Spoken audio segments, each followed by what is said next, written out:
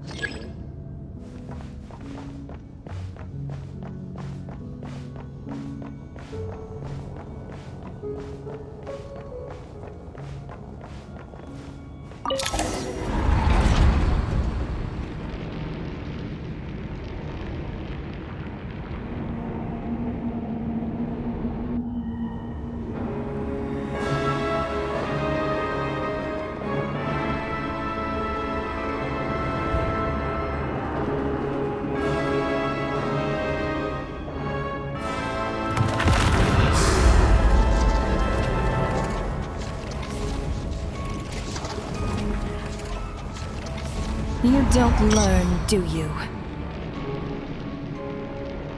You've already been involved in one mass death, and now you show up at the scene of another.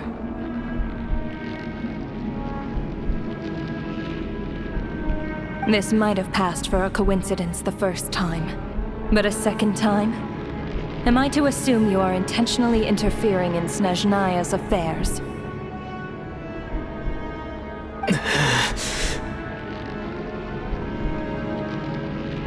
Judging by your expression, it seems that you understand little of what is going on here. In that case, a word to the wise. Do not interfere in Snezhnaya's affairs. A civilization that fails to learn its lesson constantly depletes its own worth. It will one day lose any reason for its existence. And as a descender, you are perfectly suited to be the lifeline to which a dying civilization might desperately cling. Consider your position carefully. No advice needed. I'll make my own judgments. Suit yourself. When the day of reckoning arrives, not even a descender can hope to escape unscathed. The time for resurrection fast approaches. The mortals here are not yet worthy to behold my form. So that will be all for today.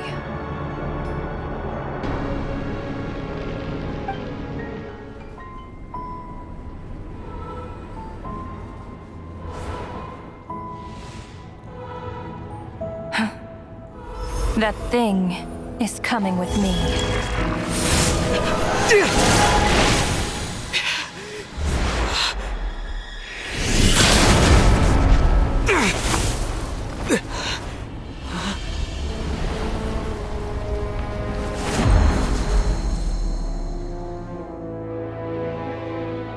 You awoke sooner than I thought. The curse of immortality is stubborn, unable to enter the ley lines, yet not content to remain a spirit. Ruler of death, what do you want? You perplex me. Both you and you. That thing may be a creation of Celestia, but it possesses none of Celestia's power, let alone authority. Your obsession with it baffles me. No matter, the resurrection will soon begin. It's worthless anyway. I'll reclaim it next time.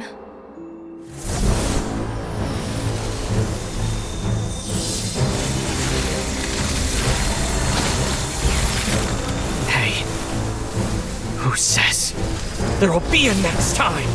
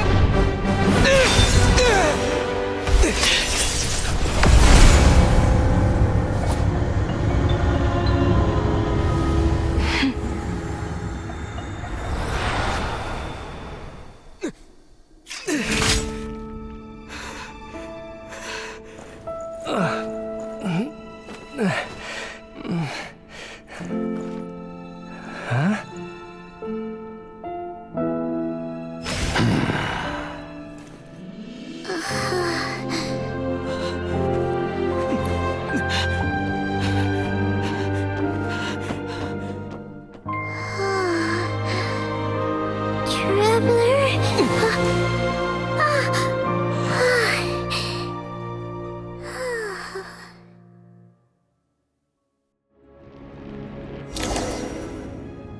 I missed you, Paimon. What are you talking about? We haven't even been apart for that long, have we? It was different this time. You seem to be in pretty good shape.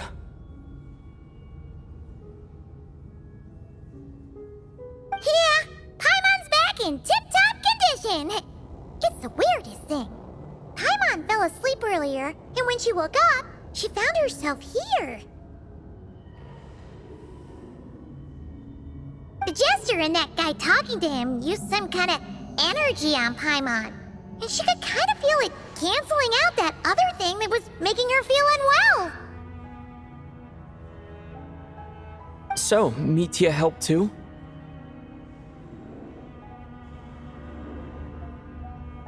Apologies for leaving in such a hurry at the theater earlier. I was in a rush to verify some theories. Rest assured that your companion is perfectly safe. We reversed the effects that the experimental energy had on her. The Jester specifically instructed me to do so. I suppose this is our first official meeting, Traveler. I could not let Paimon suffer in her condition for a moment longer, and so I simply took her without explanation. I hope you do not mind.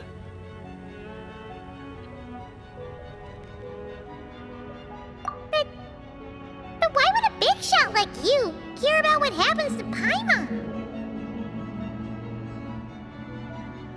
As I said when you first arrived in Snezhnaya, we once spent some time together in the distant past. Oh yeah, you did mention that.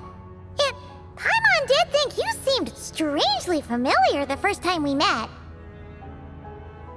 I'm afraid the reminiscing will have to wait.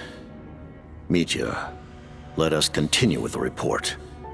What conclusions, if any, did you reach from conducting the final experiment of our energy research ahead of schedule? The good news is, my hypothesis regarding the Ruler of Death has been verified. As for the bad news, I recommend we suspend the experiments and Project Mistelton until further notice. Currently, we have no means with which to make a breakthrough. I say this purely as a scientist, guided by reason alone.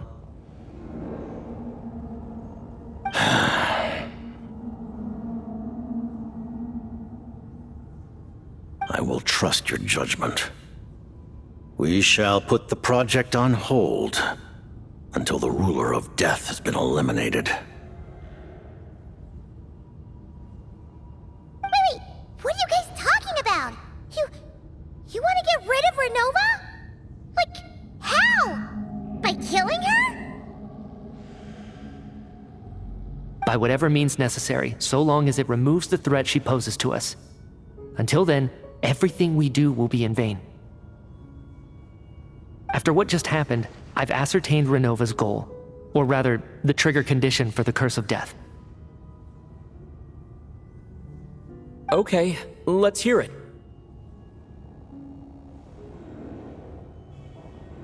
What she's doing is blocking Snezhnaya's technological progress, preventing us from possessing any means with which to threaten the heavenly principles.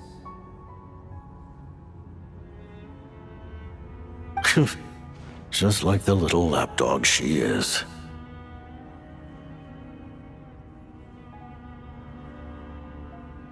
So, any ideas, research, or experiments that lead to technological progress can trigger the curse.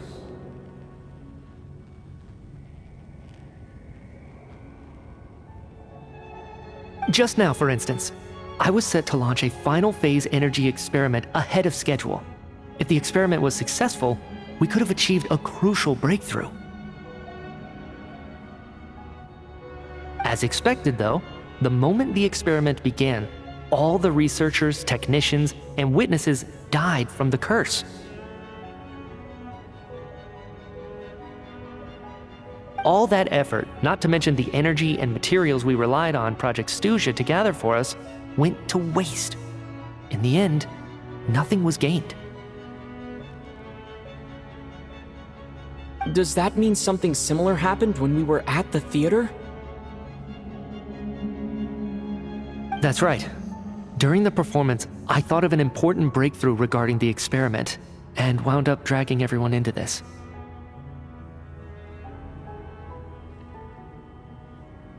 So the nature of the curse seems to be something like, when moments of technological progress occur, all life in the vicinity is taken away.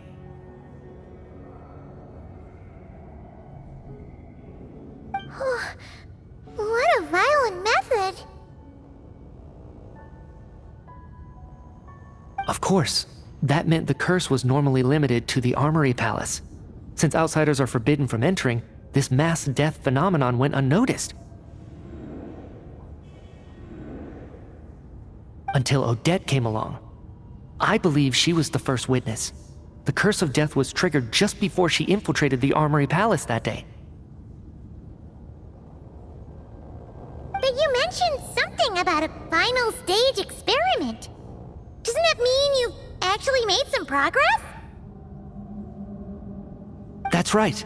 Even with the gods locking certain key components out of reach, humanity can still advance technology in incremental steps accumulated over time. But, as I'm sure Renova anticipated, even incremental progress has its limits, a point where the truth you're seeking must be put to the test in an experiment.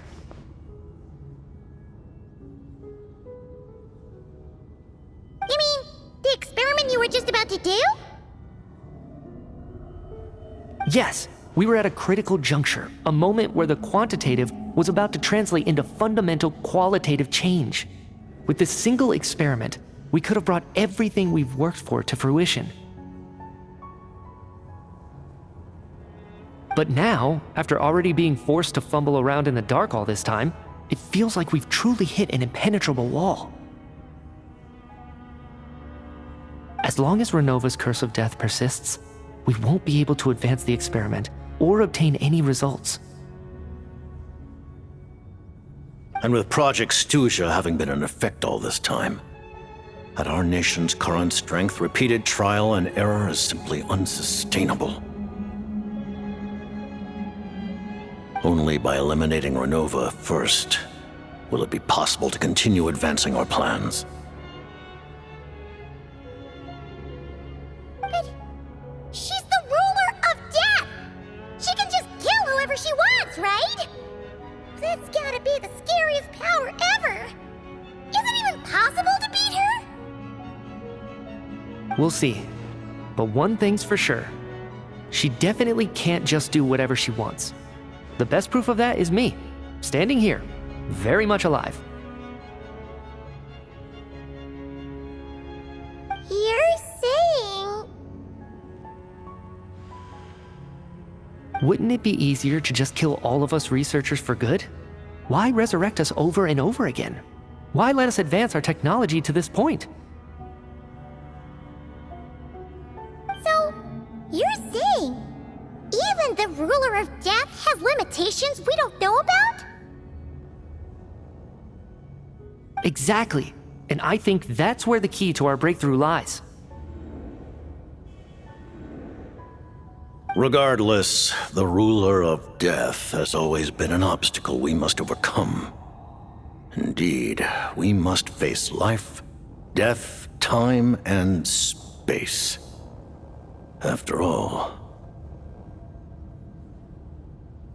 our goal is the heavenly principles.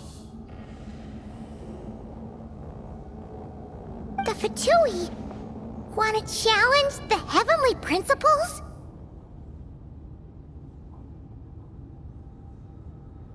For a long time, I've had a vague suspicion the Fatui and the Tsaritsa were targeting the heavenly principles.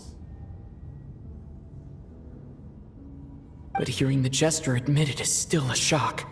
No wonder the Tsaritsa's goal has always been kept a secret from the people.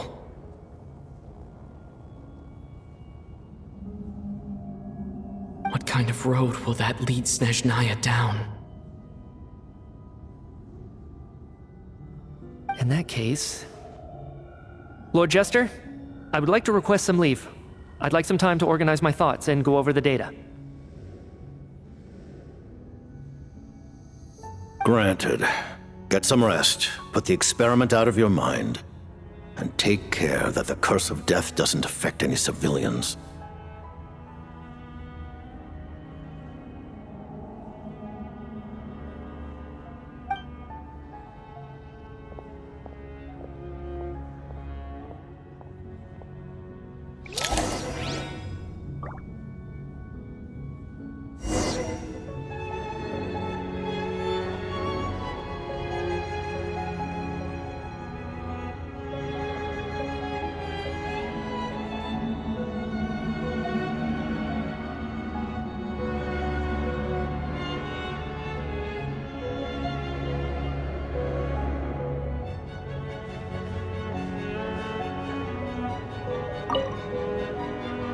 While there is yet time, allow me to offer you my hospitality, honored guest of Snezhnaya. Is there anything you wish to know?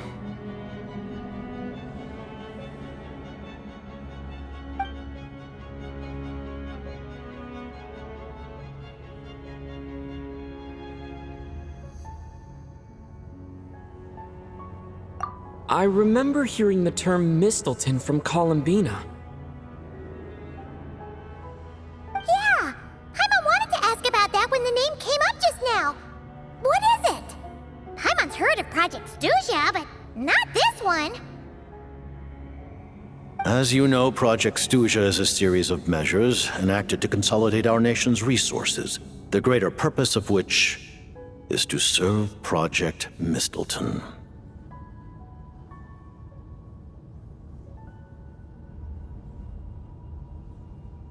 Many of the things you have encountered thus far are essentially for the advancement of that project.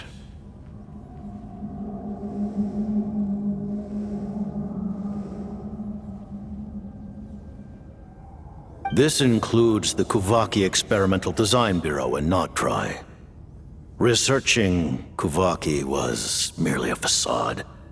Its core objective was to use local resources and research findings to build Mistleton itself.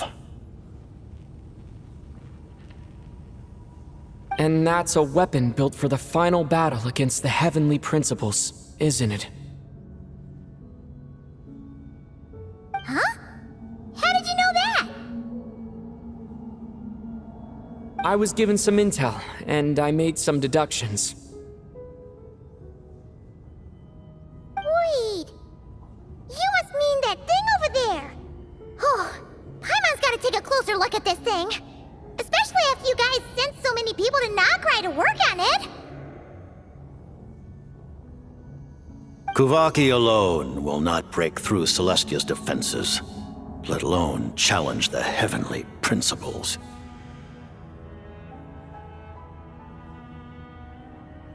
The Heavenly Principles are no doubt accustomed to combating the power of the Light Realm, and elemental energy is simply the power of the human realm, converted to that form by the Heavenly Principles themselves. Any attempt to use this power against its creator would be a futile endeavor. For now, therefore, we have set our sights on the form of energy associated with the Third Descender and the Stellar Linchpins. This may hold the potential to allow Mistleton to contend with the Heavenly Principles. You could say that by reverse engineering the Stellar Linchpins to extract the energy within, we have obtained a source of anti-Celestia energy.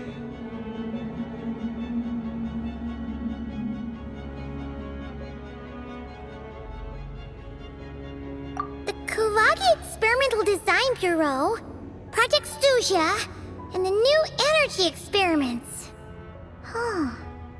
So, Project Mistleton is what ties it all together. And it looks like your plan is almost complete. No wonder the Ruler of Death came after you.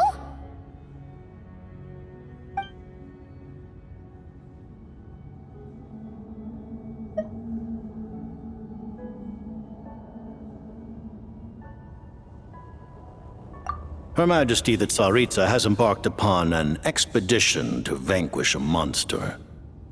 Were it not for this, I imagine she would have been delighted to grant you an audience.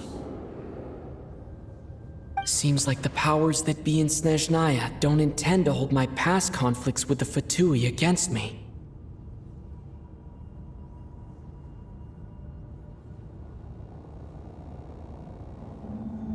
The Harbingers have been granted significant autonomy in retrieving the Gnosis. But by the same token, they do not completely represent Snezhnaya's official stance. You read my mind. Speaking of the Gnosis, Paimon's been dying to ask this question since forever. Why exactly does the Tsaritsa want to collect them? Is it something to do with the fight against the Heavenly Principles? The Gnosis will undoubtedly serve as a key bargaining chip when she confronts the Heavenly Principles. Beyond that, you had best ask the Tsaritsa herself. I am not sure if this information is mine to disclose. What do you mean, not sure? Don't you make the rules? You're the highest ranking Harbinger! Ugh, never mind.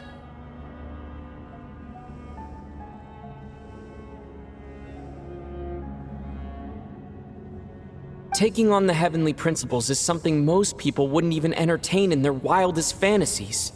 Why is the Tsaritsa so fixated on this? In Tevat today, civilization is nothing but an illusion. Something whose very existence can be negated at any moment.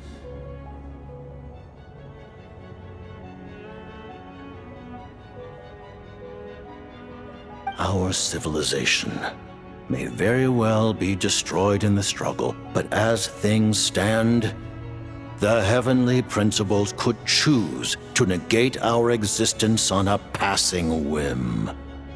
And we must not sit back and accept that fate.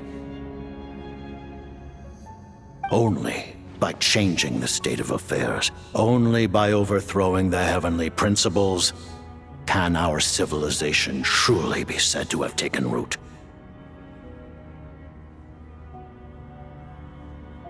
Otherwise, the fate of the people of Conria and Hyperborea is a cycle doomed to repeat itself. Accepting potential destruction in return for getting to control your own fate. Furthermore, perhaps this is still somewhat difficult for you to understand. Are you aware that all the rules of this world are made up of curses? Huh? All of them? Paimon knows about the curse of death you mentioned, and the curse of immortality that you and Dainsleif have. Then the birth of the Hilichurls, the rules of Natlan's Ode of Resurrection, those are curses too? Farina's long life seems to stem from a curse placed on her by Focalor as well. Yes. Even a god's love for humanity is a curse the Heavenly Principles inflicted upon the gods.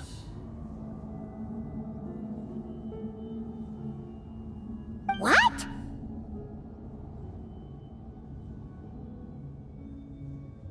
The Tsaritsa has always had ample reason to hate the Heavenly Principles.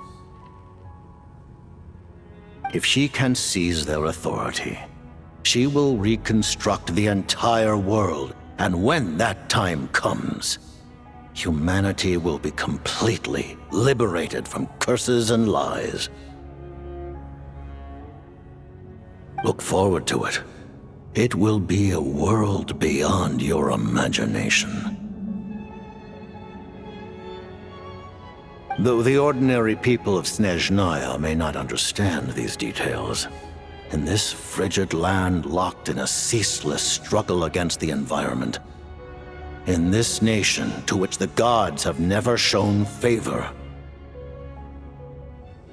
We all believe that standing in solidarity with the Tsaritsa in our shared struggle will surely usher in a new and better world.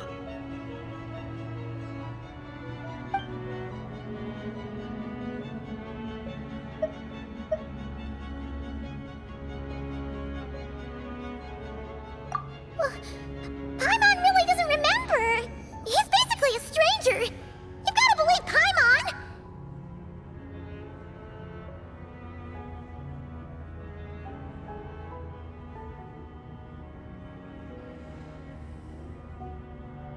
Allow me to explain. The reason Paimon reacted to the anti-Celestia energy developed by the Armory Palace is because she comes from Celestia herself. More specifically, she is one of its creations. Paimon? A creation of Celestia? Oh, right.